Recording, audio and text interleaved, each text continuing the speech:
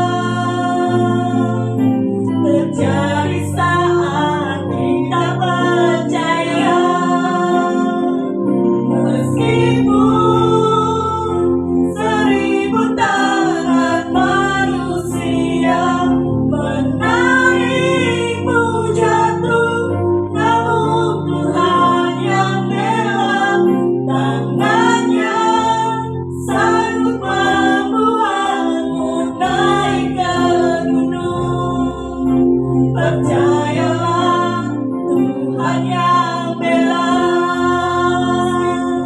meskipun 1000 tangan manusia menaikmu jatuh, namun Tuhan yang bela.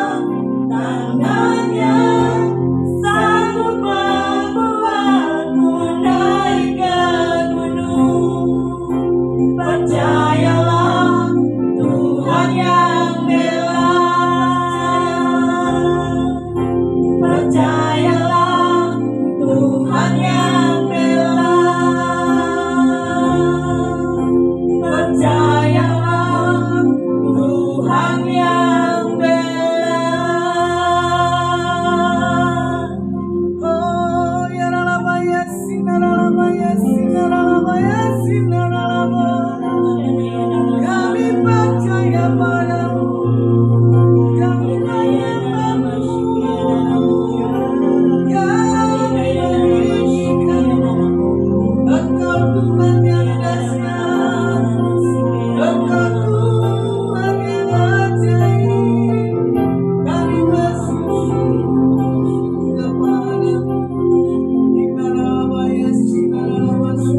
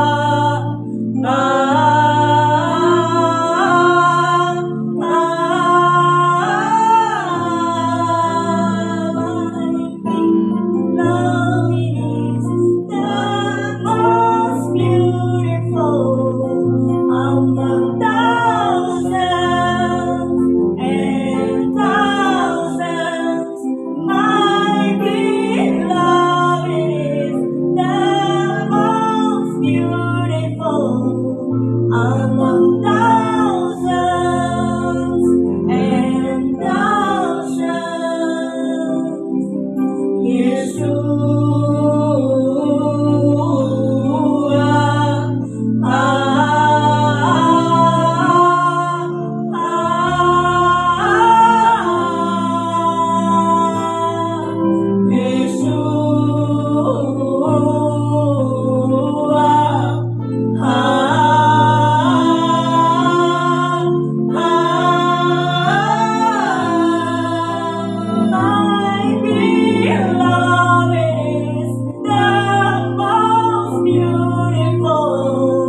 Among thousands and thousands, my beloved is the most beautiful.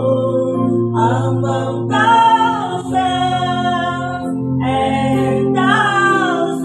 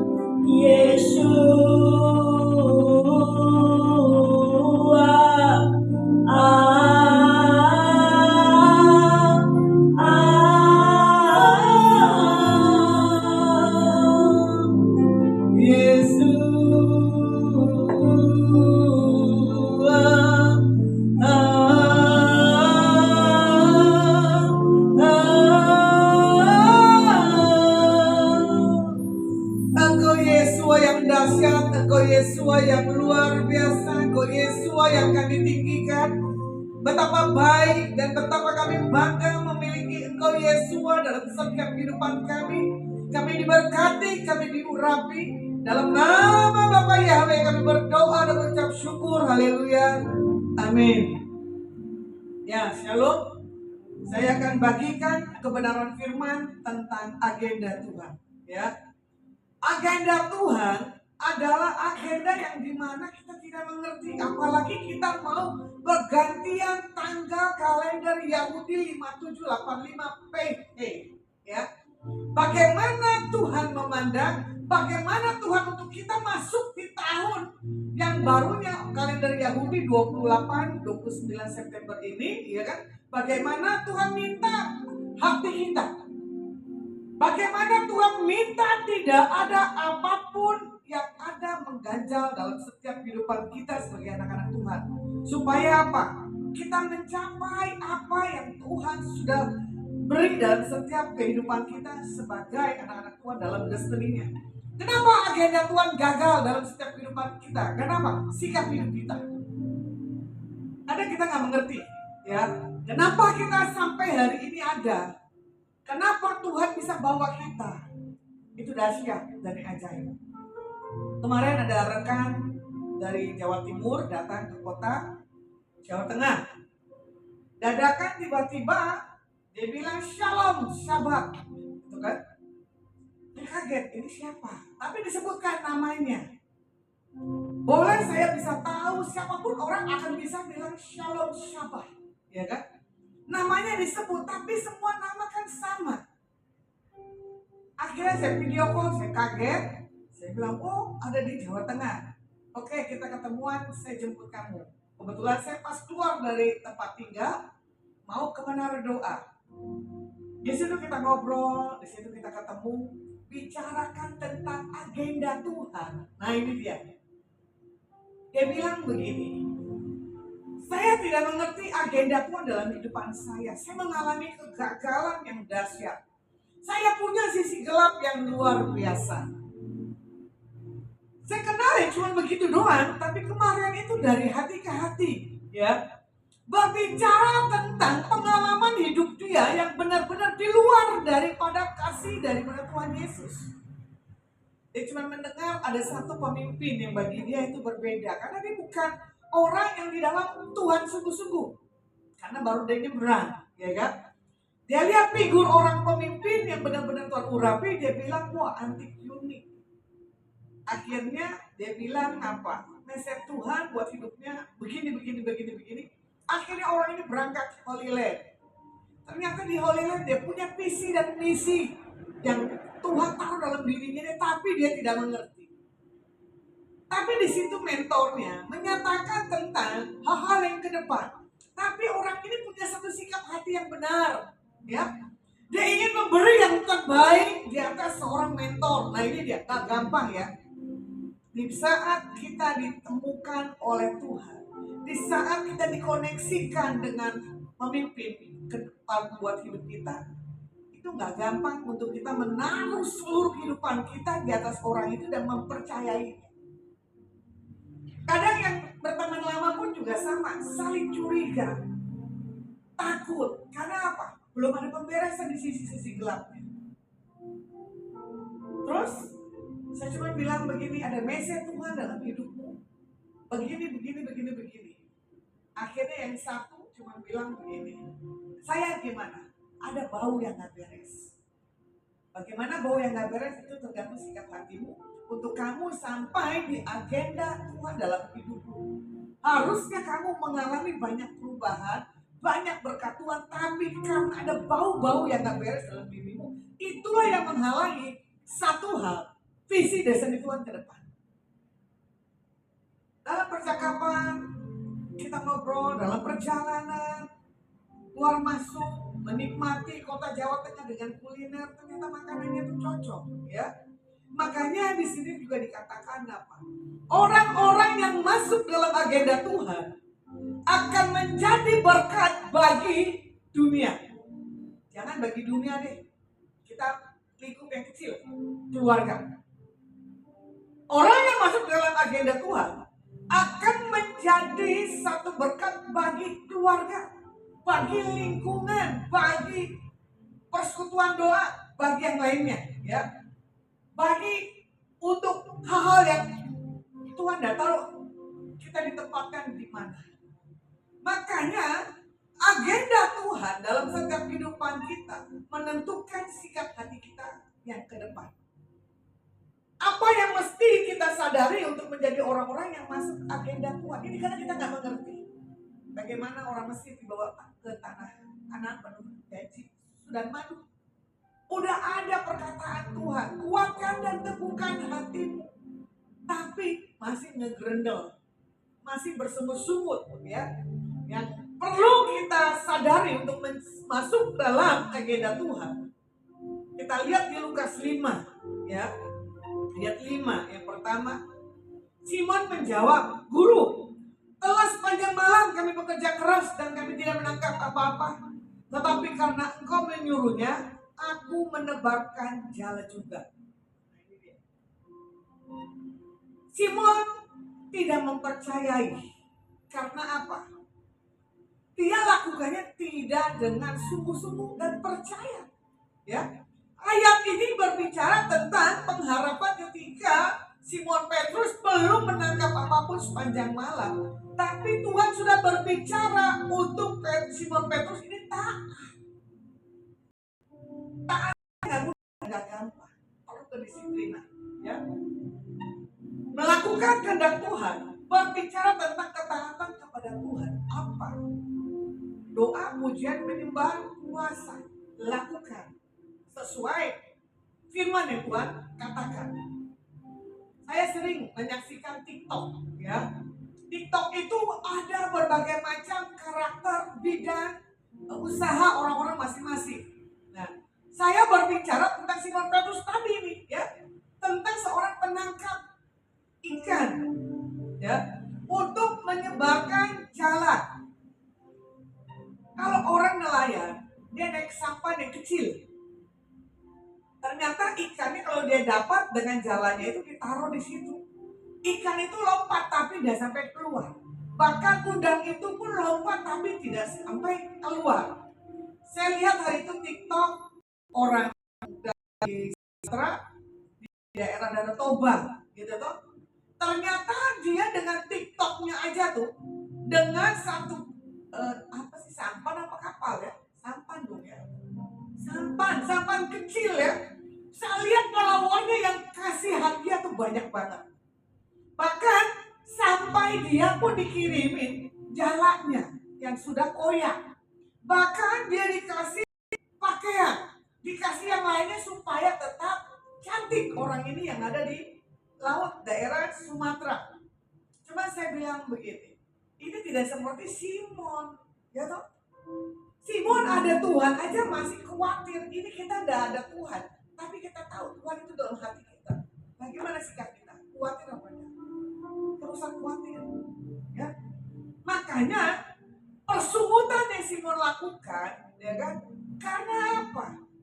Dia rasa sudah sepanjang malam dia lakukan, tapi tidak dapatkan apa-apa. Makanya begini, kalau sudah perkenanan, kalau sudah berkat, kalau sudah jatah Tuhan dalam hidup kita, gak usah takut, jangan khawatir.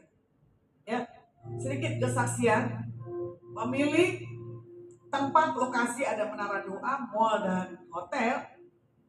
Dia kesaksian, dia lagi jalan di lantai, tiba-tiba dia jatuh terpelanting. Ada berapa tangga saya nggak ngerti, 10 atau berapa tangga, cuma dia telepon begini, Plasma, terima kasih buat doanya.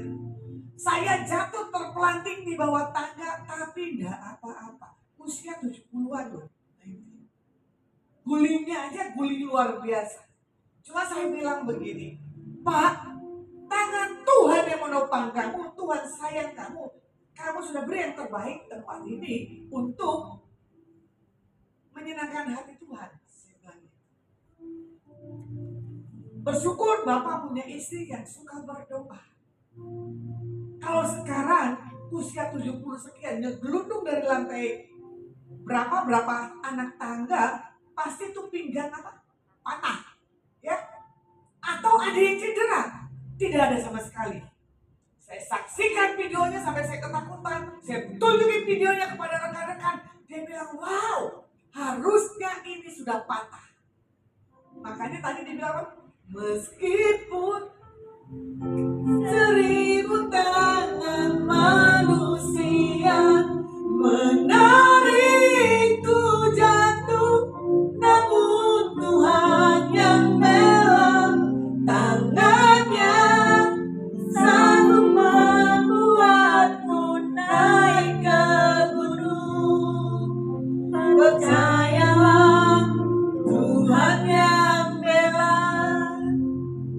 Meskipun agenda Tuhan kelihatan gak nyata, kenyataannya belum terjadi. Percaya agenda Tuhan dalam setiap kehidupan kita, anak-anak Tuhan pasti ya dan amin. Kemarin saya sampaikan dengan tamu saya dari Jawa Timur, ya. Saya bilang agenda Tuhan akan baik-baik. Dia bilang apa? Saya gak kenal banyak pendeta. Gak usah kenal banyak pendeta. Bagaimana pendeta itu, bagaimana mentormu itu bisa memberi makanan dan memotivasi hidupmu untuk punya pengenalan akan Tuhan dengan lebih dalam lagi. Sampai dia bertanya, bagaimana ibu dapatkan suara Tuhan? Wah, itu dahsyat, saya bilang. Kebetulan hari itu Rebo ya, ada pendeta dari mana? Bandung. Kocak, galak, tegas. Dia tentang apa? Dia bilang apa? Prinsip. Prinsip, betul tak? Gitu? Prinsip dan integritas. Agenda Tuhan terjadi kalau kita punya prinsip. Kalau kita punya ketegasan, kalau kita punya satu hal keyakinan. Makanya ya, agenda Tuhan bisa gagal karena tadi prinsipnya. Ternyata itu di jamu makan, ini nih para jemaat Tuhan ini konyol ya. Kalau sudah habis pelayanan selalu menjamu. Udah tahu pendeta pasti makannya tidak terlalu banyak, ya kan? Karena menjaga. Dia kalau ketemu 1-2 orang umatnya ini lebih. Tapi dibilang apa? Jemaat ini nyindir. Prinsipnya apa? Harus makan yang banyak. Jadi pendeta setelah khotbah di tempat makan dilawan dengan perkataan-perkataan apa yang pendeta itu ucapkan tentang prinsip hal yang baik harus dinikmati. Sampai temennya dilemparin makanan, sampai temennya apa? Angkat piringnya, balik badan. Kenapa? Nggak mau makan. Sama, pendetanya sudah kasih nasi secuil, ya tetap ditumpahin. Tapi saya makan, saya jangan ditambahin ya. Saya tidak mau. Ini udah pelanggaran jam 10 malam. Saya cukup begini, saya mensyukuri. Tapi di satu titik kita melihat, ya, bagaimana kita melihat kebersamaan prinsip integritas yang kuat. Nah, kalau kita lihat di ayat yang poin yang kedua, Matius 7:28 dan 29, di sini dikatakan apa? Dan setelah Yesus mengakhiri perkataan ini, takjublah orang banyak itu mendengar pengajarannya. Sebab dia mengajar mereka sebagai orang yang berkuasa, tidak seperti ahli-ahli Taurat mereka.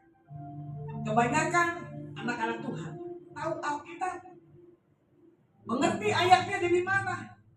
Tapi, nah ini dia, ya, dia tidak bisa membuat ada satu kuasa yang harus diimpartasikan. Makanya bicara tentang mengakhiri perkataan yang kita minta, kayak tadi Simon Petrus kan, udah ketakutan sepanjang malam, ya kan? Makanya perkataan adalah menentukan untuk kita mencapai satu agenda Tuhan yang ke depan. Walaupun, nah itu tadi, kita harus percayai.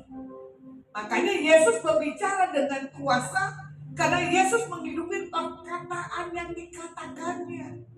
Makanya kalau kita sudah berkata-kata aku pasti punya rumah, jangan ragu, pasti punya rumah. Aku punya kendaraan, jangan ragu, pasti punya kendaraan. Contoh hal sepele, perkataan aja saya tidak tahu ini minta di WL, minta sama Tuhan baju baru apa enggak, saya juga nggak ngerti. Ya, tiba-tiba dia berangkat dari tempat ini menuju ke satu tempat, kasih sesuatu, tiba-tiba dia balik. Saya tanya, itu apa nih? Kresek. Dapat baju Kak. Wah, kemarin udah 3 potong baju, sekarang 2 potong. Hebat ya kamu ya, diberkati Tuhan. Rencana dia mau taruh di bawah, betul nggak? Ternyata pegawainya disuruh apa? Naik ke atas. Ketemulah pemilik. pakaian. Ya kan? Kalau tidak ketemu pemilik pakaian, pasti rekan yang tadi WL nggak dapat baju. Nah, itulah cara Tuhan. Nah, makanya di sini Tuhan bilang apa? Praktikkan perkataan Tuhan dalam kehidupan kita tuh sehari-hari. Jujur, ini kesaksian pribadi saya pribadi. Saya mau pulang, mau balik ke kota Jawa Tengah, nggak ada uang sama sekali. Udah gitu banyak orang minta sumbangan. Mintalah berapa? 80 bungkus ya? Snack, mintalah 200 bungkus snack. Saya cuma bilang ini Tuhan, saya lebih kaya daripada yang lainnya. Kok orang ini beraninya mintanya ke saya? Buat saya dari Jakarta ke Jawa Tengah aja pun sih nggak punya dana. Tapi Tuhan nggak berhutang. Saya bayar itu makanan snacknya yang 80, ada tersisa uangnya. Dia bilang, Bu ini ada sisanya. Nggak usah, ambil aja. Karena apa? Tuhan yang rela. Karena apa? Orang ini pasti juga butuh. Karena kita membayar segala sesuatu ini harus minta kembalian. Betul nggak? Ya tadi, saya praktekkan. Saya ada di lampu merah, ada orang ibu yang berusia, dia jual koran. Saya kasih uang, terus dia bilang apa? Ini Bu, susu duitnya, susu Kembalian. susu deh. Nah kembaliannya, saya bilang enggak usah. Makasih ya Bu, Tuhan berkati. Bisa nggak kita nggak minta kembalian di atas orang yang lemah di bawah? Bisa nggak kita melihat orang yang kita punya lakukan untuk memberi kembali? Nanti Tuhan punya cara dengan berbagai macam cara.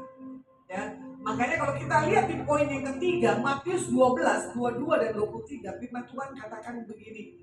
Kemudian dibawalah kepada Yesus seorang yang kerasukan setan. Orang itu buta dan bisu. Lalu Yesus menyembuhkannya sehingga si bisu itu berkata-kata dan melihat. Maka takjublah sekalian orang banyak itu, katanya, ia ini agaknya anak Daud. Nah kan lucu. Dia tidak meyakini. Dia ini agaknya, sepertinya, ya kan, anak Daud. Bagaimana kita melihat dan punya cara lakukan mujizat, membuat kita tuh takjub, bicara tentang karakter dan kuasa Tuhan yang Tuhan miliki ada di atas kehidupan kita sebagai anak-anak Tuhan yang percaya kepada Tuhan. Makanya jangan takjub dengan pekerjaan orang dunia. Contoh, orang lebih suka datang ke paranormal daripada datang kepada Tuhan. Pencipta kali langit dan bumi. Kembali lagi di TikTok. Gedang, godam atau apa ya? Gedang. Enggak, yang ramal-ramal. Namanya godam, kalau salah. Ya, di TikTok pun ada berbagai macam cara untuk kita diramal. Ada berbagai macam kesembuhan yang dilakukan dengan sesuatu hal kekuatan yang dari Allah, bukan yang dari Tuhan. Nah ini dia. Nah makanya dibilang apa? Tergantung kita punya sikap. Percayai cara Tuhan dalam penyembuhan atau cara dunia yang miliki. Kita lihat Markus 12 ayat yang ke-12 ya. Di sini dikatakan Markus 2 ayat 12, dan orang itu pun bangun, segera mengangkat tempat tidurnya dan pergi keluar di hadapan orang-orang itu, sehingga mereka semua takjub lalu memuliakan Tuhan. Dan ini yang belum pernah kita lihat di zaman Yesus, di zaman sekarang. Kalau kita punya satu, gitu, karunia yang Tuhan kasih, jangan dibuat satu hal kesombongan. Makanya di sini dikatakan apa? Waktu kita memiliki masalah, ada tantangan dan proses, jangan sampai itu menghalangi berkat Tuhan datang dalam setiap kehidupan kita. Kita langsung apa? Gak mempercayai hal-hal agenda Tuhan yang di depan. Ya, kemarin juga sempat saya bilang begini, kebanyakan anak-anak Tuhan belum tentu dia 100% pengikut Tuhan, karena dia masih suka dengan hal-hal perdukunan. Kemarin orang yang saya temui dikerjain dengan 5 dukun. Saya bilang saya 3 dukun. Ya kan? Tapi karena saya punya sikap yang benar, orang yang santet saya 3 kota 3 perempuan gak akan bisa. Karena apa? Saya lakukan yang baik di hadapan Tuhan dan tidak menghalangi segala apapun dalam setiap kehidupan saya. Contoh ya, 31 Agustus kemarin ada di tempat ini merayakan birthday-nya Adonai dan Asma. Di tengah-tengah penyembahan, lampu ini mati. Ternyata saya punya mentor diserang, saya juga kena diserang. Karena apa? Kita orang yang berbahaya. Karena apa? Kita menaikkan pujian penyembahan yang berbeda di antara yang lainnya. Kuasa kegelapan tidak suka. Tapi dalam kegelapan ruangan ini kita punya semangat, roh yang dahsyat terjadi di tempat ini. Saya bilang, wah Tuhan kau dahsyat. Kemarin dipakai buat demo, ternyata dipakai buat acara ibadah, lampunya blek. Gitu. Ternyata apa? Pemilik di tempat ini pun diganggu. Tapi saya percaya ada orang yang benar yang berdoa buat orang yang kita layani. Tangan Tuhan yang menopang dan memegang. Yosua 14 ayat 10 dan 11. Firman Tuhan katakan begini. Jadi sekarang sesungguhnya Tuhan telah memelihara hidupku seperti yang dijanjikannya. Kini sudah 45 tahun lamanya sejak diucapkannya Tuhan firman itu kepada Musa. Dan selama itu orang Israel mengembara di padang gurun. Jadi sekarang telah berumur 85 tahun aku hari ini. Musa ya. Pada waktu ini aku masih sama kuat seperti pada waktu aku disuruh Musa. Seperti kekuatanku pada waktu itu, demikian kekuatanku sekarang untuk berperang dan untuk keluar masuk. Kita melihat Kaleb di masa usianya yang masih tetap kuat melayani Tuhan. Kaleb ikut dalam rencana Tuhan. Kaleb percaya tanah yang diberi Tuhan akan diberikan kepadanya. Demikian Tuhan memperbarui kekuatan setiap waktu kepada orang-orang yang bergantung dan berharap kepada Tuhan. Di masa usianya, Kaleb apa kita? Akankah kuat? Masihkah terima berkat Tuhan? Masih. Ya, makanya kita harus punya iman seperti Kaleb. Ya, apabila kita menghadapi satu masalah, tetap andalkan Tuhan. Jangan dengar kiri dan kanan. Ya, Kaleb orang yang diutus dan selalu mengikuti tuntunan Tuhan.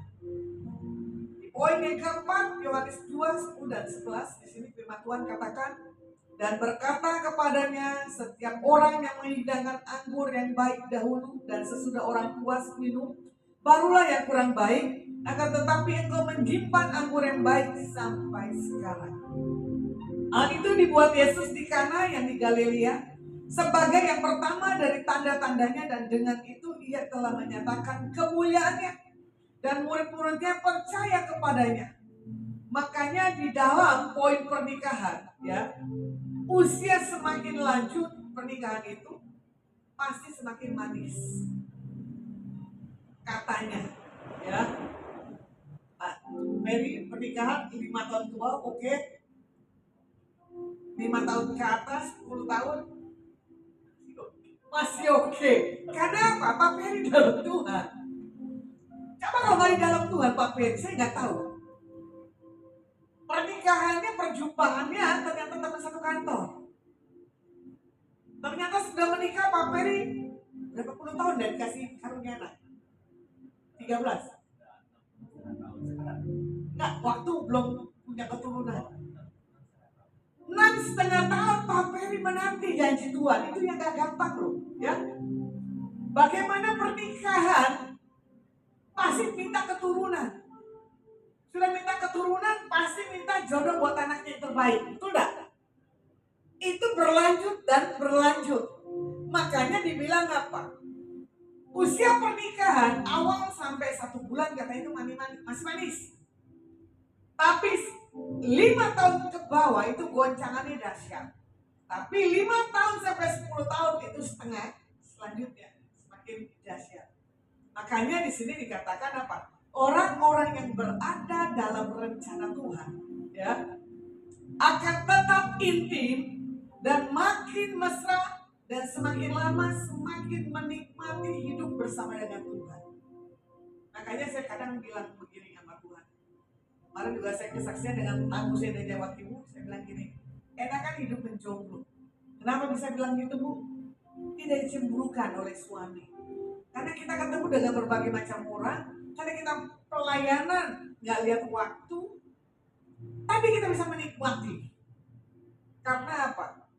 Hidup kita buat Tuhan, bukan buat yang lain. Kadang banyak orang menjomblo, mengasihi dirinya, ya kan? Terkadang dia tidak mencapai apa yang destinnya Tuhan, gugur di tengah jalan. Nah, kalau kita melihat, ya, 2 Raja-Raja 13 ayat 20-21, sesudah itu matilah Elisa, lalu ia dikuburkan. Adapun gerombolan Moab sering memasuki negeri itu pada pergantian tahun. Pada suatu kali orang sedang menguburkan mayat, ketika mereka melihat gerombolan datang, dicampakkan mereka lah mayat itu ke dalam kubur Elisa, lalu pergi demi mayat itu karena kepada tulah-tulah Elisa, maka hiduplah dia kembali dan bangun berdiri. Ya, di dalam kematian Elisa tetap menjadi berkat. Orang-orang yang berdampak, orang-orang yang punya pengaruh, namanya akan harum. Pepatah katakan apa? Singa meninggalkan gajah. Nah, gajah meninggalkan gading. Gadingnya gajah itu gak akan angus, tetap awet. Kalau mau dilihat juga tanduknya rusak, ya tidak akan pernah rusak. Makanya dibilang begini, bagaimana kita sebagai orang di dalam Tuhan, kematian kita itu menjadi berkat atau jadi cemooh. Nah ini dia. Kadang orang film Muslim bilang begini, ajab pasti ketemu di saat orang itu sudah dipanggil Tuhan. Betul lah. Selama orang itu di bumi seperti apa, meninggalnya kalau ketahuan, ajab bisa dimengerti. Jadi kalau orang seberang bilang begini, selama dia di dunia melakukan hal-hal yang salah, ya, mayat orang itu ketahuan baunya sama seperti kita sebagai orang Tuhan. Orang yang baik, tidak punya rasa takut Tuhan, ketahuan sekali. Karena apa? Tuhan kasih ketajaman dalam setiap kehidupan kita. Syarat utama masuk dalam agenda Tuhan, haruslah kita mau rela hati kita. Ya, ada beberapa alasan kenapa orang tidak mau masuk agenda Tuhan. Karena nggak rela hatinya. Ya, yang pertama dia bilang begini, jalan Tuhan tidak sama dengan jalan yang dipikirkan oleh manusia. Jalan Tuhan kadang sulit dan butuh banyak proses. Betul. Orang yang bertahan sampai kesudahan akan mendapatkan mahkota kehidupan. Yang kedua, kadang tidak siap menghadapi orang-orang yang sulit di dalam hidup kita. Pembentukan karakter, kesetiaan di atas pemimpin, kesetiaan kepada orang yang benar-benar kita rasa baik, itu belum tentu. Saya punya prinsip begini, teman gampang dicari, musuh gampang didapati, tapi teman yang setia diuji di masa sulit masih bertahan. Motivasi orang itu seperti apa? Ya, kadang dia awal manis, di akhirnya enggak. Makanya kadang orang bilang begini, bukan saya membanggakan diri saya. Saya lebih suka praktek daripada berbicara. Karena kalau saya pakai praktek, tidak ada tindakan, itu bagi saya no. Lebih baik saya punya sikap tindakan, tapi itu sesuai. Dan saya jalankan dengan satu hal, kebaikan. Makanya kadang orang punya kesimpulan begini. Beberapa hari yang lalu ada seri, saya tidak cari itu permasalahan. Tiba-tiba orang selalu cari informasi ke saya dan cari kebenaran di saya cuma diam. Saya bilang sama satu ibu, saya bilang ini, Bu, kalau kita punya kebenaran, kondisi apapun kehidupan kita yang kita dengar dari orang lain, nanti orang itu akan datang kepada kita dan mencari hal kebenaran. Cuma saya belajar, katakan di atas ibu ini, kamu ini udah baik. Gak mungkin Tuhan tidak perhitungkan apa yang sedang kamu hadapi dalam permasalahan dalam kehidupan. bilang, Tuhan akan buat sesuatu yang besar dan yang dahsyat. Saya bilang, apa yang ditabur, orang itu pasti akan tuai. Tiba-tiba ibu ini menggelitik. Dia bilang begini, Ibu, pernah dengar namanya Pak Amos Jayaratman? Oh pernah. Pak Ibu, dia ada rencana mau Holy Land. Oh, dia nggak pernah lupa suka diajak orang Holy Land. Oh, kok tiba-tiba mau buat ya Bu? Oh, saya cuma dia doang aja. Dia bilang apa? Ibu pergi Holy Land? Saya bilang, ya nggak apa-apa. Dia bilang, bagaimana Bu itu? Pak Amos Jayaratman buatannya. Oh, kalau Pak Amos buatannya tajam, panjang lebar, dan jadi kenyataan. Ibu udah lama kenal Pak Amos? Saya bilang udah lama. Ya, sudah Tuhan ini sudah teruji di antara hamba-hamba Tuhan dunia. Siapa? Pastor Amos Jayaratman. Dia bilang begini, saya mau ikut di antara Holy Land dengan para nabi-nabi. Dia tujuannya ke 7 jemaat di Wahyu. Apa Bu? Gitu kan? Wow, saya pernah Holy Land tapi tidak pernah ke 7 jemaat di Wahyu Bu. Saya bilang terima kasih kalau Ibu memberkati saya. Pasti itu biayanya mahal. Saya tahu, saya tidak punya keuangan, tapi saya tahu sumbernya. Makanya, oh Yerusalem, kota mulia, itu hati ku rindu ke sana. Katakan oh Yerusalem, ayo teriak siapa tahu berangkat.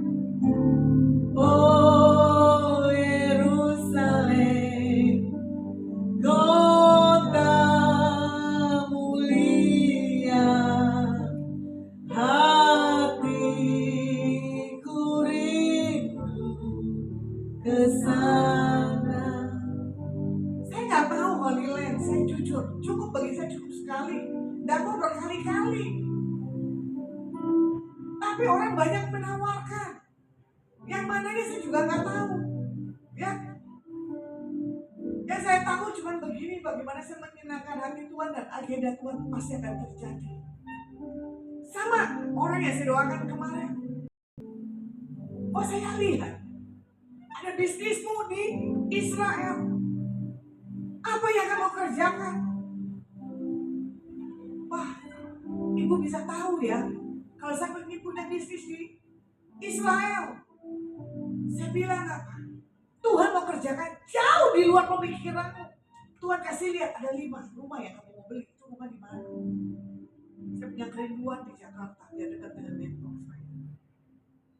Terus saya lihat ada 1 rumah khusus buat hamba Tuhan yang kamu tamu, dan di situ ada ruangan pujian penyembahan. Iya, di sini. Terus ini yang saya lihat. Coba dia bilang begini, terjadi nggak? Pasti terjadi. Kalau Tuhan sudah kasih agenda. Cuman yang Tuhan kasih lihat dalam diri saya, bagaimana kamu mematikan semua talenta karunia Tuhan dalam dirimu. Salah. Karena apa? Kamu punya sisi gelap, utang 100 miliar. Tapi Tuhan tidak bawa kamu di penjara. Tapi Tuhan yang bela. Ini pembalikan keadaan di PI ini. Dengar apa kata pemimpin. Jagai hati. Yang menentukan agenda Tuhan ke depan adalah hati kita yang benar di hadapan Tuhan. Bagaimana di poin keempat, ego menginginkan berpusat kepada diri kita sendiri, bukan kepada jalan Tuhan. Ini yang agenda kadang tidak sampai. Bagaimana kekristenan yang suam-suam kuku yang kelima, dan yang selalu kompromi dengan dosa.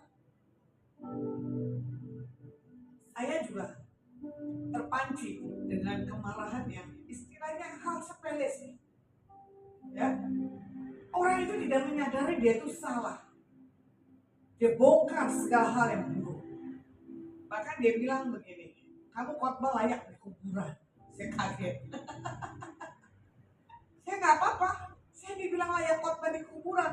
Kalau Tuhan izinkan yang meninggal bisa bangkit lagi, gemparlah seluruh dunia. Ya, bukan bukannya para rasul dan nabi-nabi yang lalu, KKR di bawah yang udah meninggal bisa hidup lagi. Sekarang pun juga masih ada.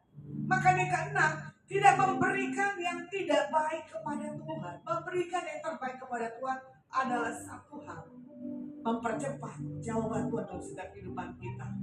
Makanya saya simpulkan, agenda Tuhan memang tidak mudah. Ada proses. Tapi ya dan amin. Tetapi jika kita mau dan rela hati kita, Tuhan memberikan kekuatan yang baru dan memampukan kita sampai kita mendapatkan agenda yang Tuhan sudah taruh dalam diri kita. Terima kasih, Tuhan Yesus berkati. Sekalipun Engkau tidak memberikan kami satu jawaban, tapi kami tahu Engkau Tuhan yang memberikan jalan keluar. Sekalipun iblis coba menjegal setiap kehidupan kita anak-anak Tuhan, tapi Tuhan menolong setiap kehidupan anak-anak Tuhan. Hambamu selesai berbicara, ya segala hal message agenda Tuhan yang batal dan yang gagal tidak akan kami temukan lagi dalam setiap kehidupan kami. Terima kasih di bulan September pergantian kalender yang mempersiapkan mata hati kami yang tertuju kepada Engkau. Tidak ada lagi bau-bau dalam diri kami. Biar Kau temukan kami harum di hadapan Engkau. Diberkati yang di tempat ini, diberkati yang lain maupun siaran ulang. Diberkati bangsa kami Indonesia 34 provinsi. Diberkati Pak Joko Widodo dan Pak Amin yang akan menyelesaikan masa pemerintahan. Jagai keluarganya, jagai usahanya. Diberkati RT RW lurah camat wali kota bupati dan gubernur, panglima darat udara laut dan kepolisian, para menteri. Terima kasih buat Pak Posunko, Tuhan jagai dan lindungi istri, ketiga anak mantu, cucu dan keluarga besar, Asep dan seluruh karyawannya. Terima kasih buat Jawa Tengah, kami hadapkan ke dalam tangan Shalom memberkati Jawa Tengah. Diberkati tim Menara Doa Polus. Diberkati orang-orang internet koneksi dengan Menara Doa Polus Adonai dengan Lasma. Kami mengangkat kedua tangan kami di hadapan Engkau. Pulanglah dan bawalah berkat yang terbaik yang datang dalam nama Bapa, Putra dan Roh Kudus. Biar apa yang dipegang disentuh, dikerjakan Bapak Yahweh berhasil. Yang sudah terima berkat Tuhan, mari sama-sama katakan amin.